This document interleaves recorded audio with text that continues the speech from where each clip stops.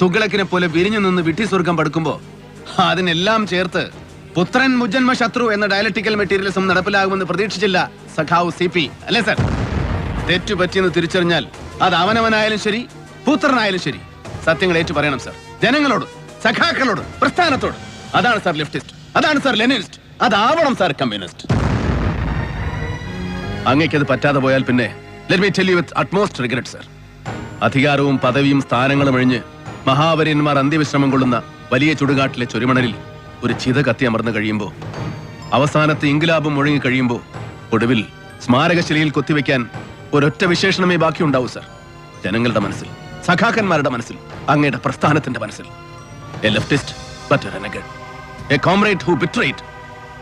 ഒറ്റ വാക്കിൽ സർ, ഒറ്റക്കാരൻ. അത് സംഭവിക്കാതിരിക്കട്ടെ sir. I will wait outside. അങ്ങയുടെ തീരുമാനം.